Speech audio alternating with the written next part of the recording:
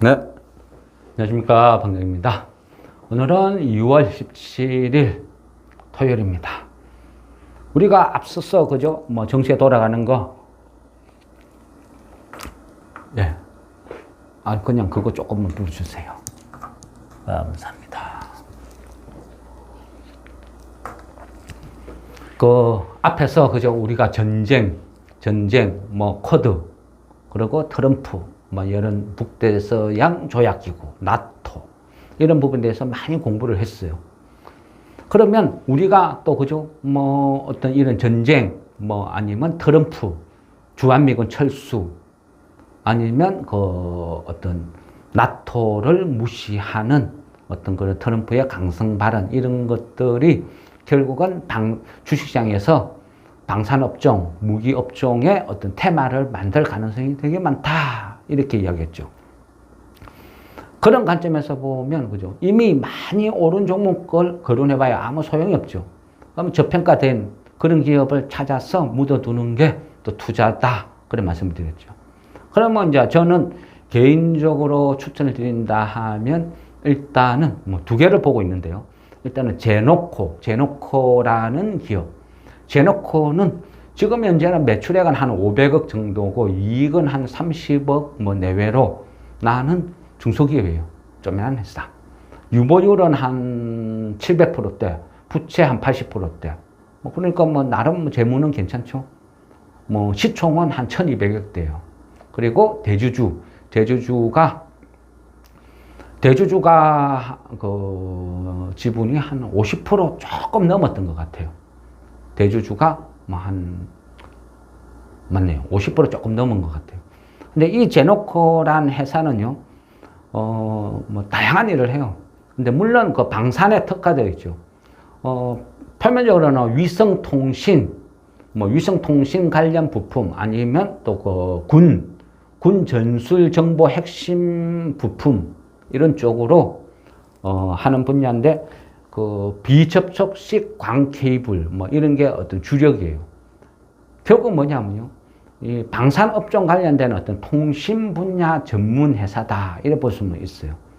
그 위성 탑재, 이쪽에서는 그 주파수 X 대역이라 하는데, 그 한 8에서 8.4GHz, 여기에서 한 국산화.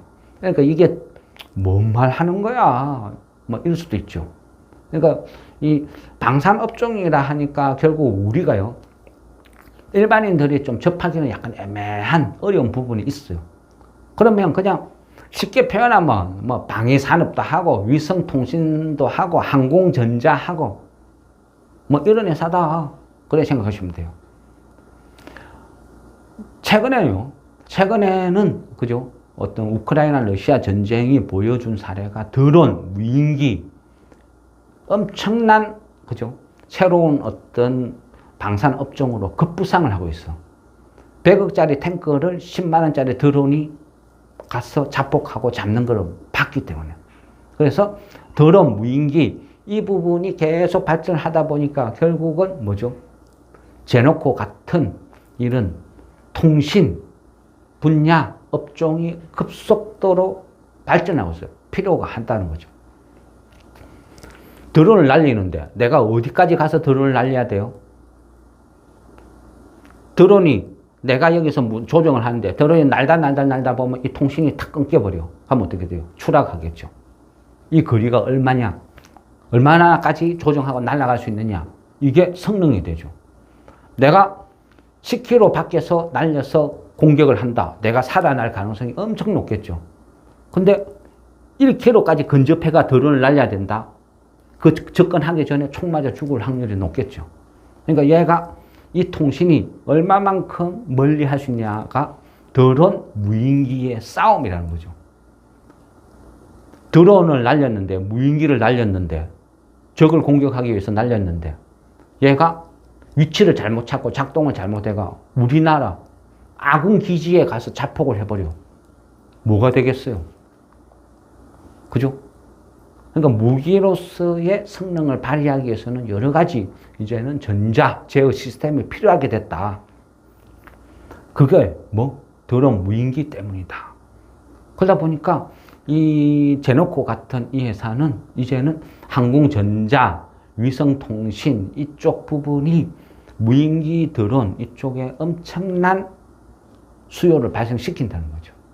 물론 이 회사가요, 그전에도 많이 이런 일을 했어요. 2018년도부터 무인기 사업 이런 것도 했고. 그런데 국내 방산업체의 무인기 사업이라는 것도요, 뭐 꼭 무인기뿐 아니라 이 방산업종이라는 게 그 시대의 어떤 정권에 따라서 운명이 엄청난 파동을 겪어요. 북한하고 우호적일 때는 괜히 군수물자 이런 거 막 만들어서 자극하지 마. 방산업체에 올 수도. 이런 경우도 많았다는 거죠. 시대적인 배경에 따라서 이 방산업종은 기복이 엄청 심하다. 그런데 지금은 그죠. 세상이 분위기가 안 그렇죠. 그래서 이런 방산업종이 엄청나게 클 수 있는 이런 부분에 놓여 있다는 거죠. 제노코 같은 경우는요, 제가 개인적으로 좀 높이 평가하는 분야는,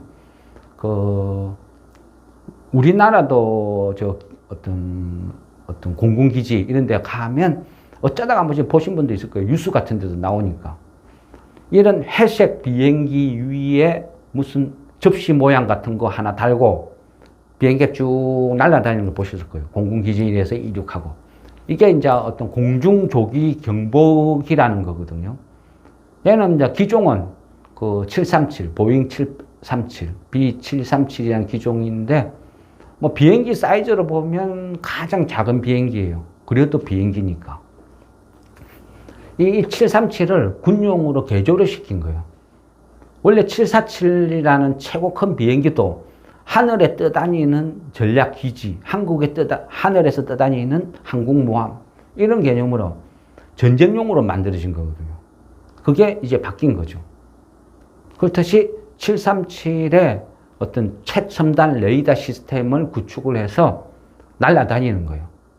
그러면 이 737의 이 공중조기 경보기 이 한 대는요, 엄청난 역할을 해요. 그런데 걸프전 때 위력을 떨쳤죠. 사막에서 적과 전쟁을 펼치고 이래 하는데 어떻게 해요? 조기 경보기 이런 게 적의 상공에 떠서 방해 전파를 막 쏘는 거예요. 사방에서. 그러면 어때요? 그 사정권 전역이 모든 통신이 불통이 돼버려요. 작전을 명령을 하려고 해도, 야, 그쪽 부대, 탱크 부대 어디로 이동해, 어디에 반격해, 지시를 내리는데 통신이 안 돼. 다 차단이 돼버렸어. 그럼 어떻게 돼요? 편지 쓰나요? 아니면 뭐 봉화 올리나요? 그죠? 이런 문제가 발생된 거예요. 그래서요, 오늘날 어떤 전쟁이라는 거는 어찌 보면요, 전자전이라고 볼 수도 있어요. 전자전. 그만큼 이 어떤 새로운 무기 체계가 막 발생되는 거예요. 그 조기 경보기 이 부분이 엄청난 걸프전 때 위력을 발휘했다. 그리고 지금 같은 경우 뭐 조기 경보기 이런 거는 이스라엘도 만들고, 그 다음에 미국, 뭐 그 정도 요 정도 체계인데, 조기 경보기도 좀 그전에는 많이 필요를 하지 않았어요. 그러다 보니까 뭐 오스트레일리아, 뭐 터키, 뭐 한국, 한 요 정도 국가가 보유하고 있었어요. 제가 알기로 공중조기 경보기 우리나라에서도 한 3대 정도 있다, 이래 알고 있어요. 그러니까 왜냐하면 한반도는 너무 그냥 지형이 좁잖아요. 미국이 하나에 주만도 못하니 조기 경보기 3대만 있으면 동해, 서해, 남해 다 커버가 된다, 이래 볼 수도 있어요. 조기 경보기가 하는 역할은 되게 많아요. 적의 상공에서 모든 전파를 교란하는 그런 역할도 하지만요, 아군의 공격기에 어떤 서포터 역할도 해준다는 거예요. 예를 들면요, 어떤 헬기가 미사일을 하나 달고 쭉 가가지고 공격을 빡 한다. 그러면 이 공격 반경 거리가 헬기 한 대만 갔을 때는, 그러니까 물론 이 헬기는 뭐 내장 레이더가 없는 헬기를 말해요. 그 내장 레이더가 없는 일반적인 헬기가 쭉 공격을 하러 갔을 때 뭐 유효 사정, 그러니까 공격 거리라 할 수 있겠죠. 공격 거리가 한 10km 정도 된다 하면 이 공중에서 조기 경보기가 떠서 이 헬기에다가 정보나 시스템을 쭉 제공을 해주면 공격 유효 거리가 한 100km 정도로 늘어나요. 사정 거리가. 물론 이건 헬기, 뭐 탱크 다 포함되는 거예요.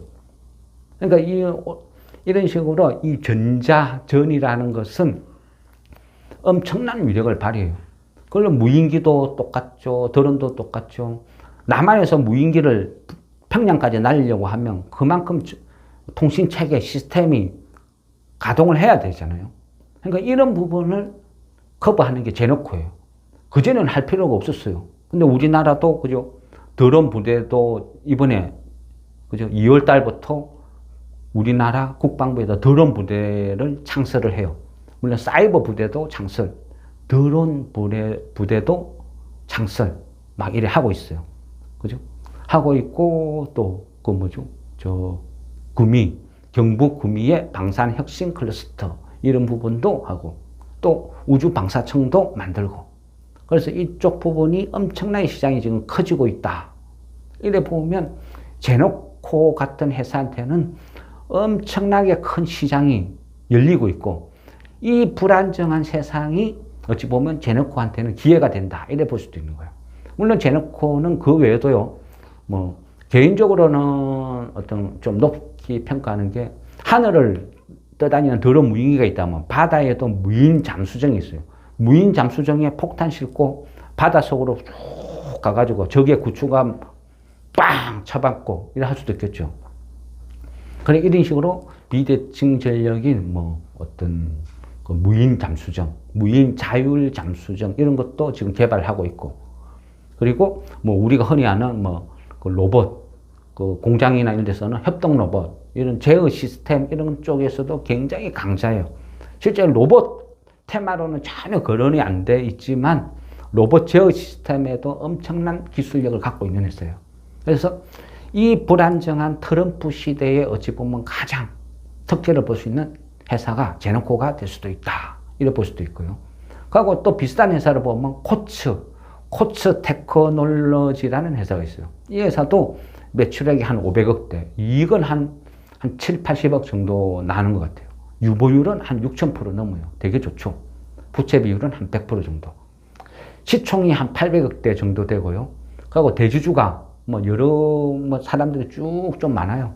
뭐 조지원 외 10인 해서 한 34%.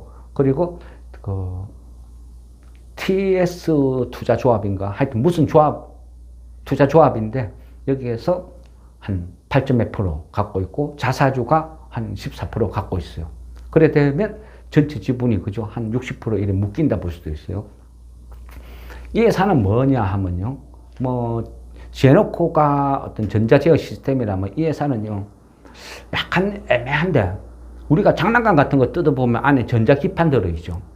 뭐 그렇게 볼 수 있는데 어떤 무기가 있으면 이 무기 안에 미사일이라고 해서 미사일 안에 폭약하고 탄두만 있는 거 아니죠. 그 안에 최첨단 전자 시스템이 있겠죠. 그런 걸 만든다 생각하면 돼요. 무기에서 어떤 무기 체계에 중요한 어떤 모듈 같은 거 있죠.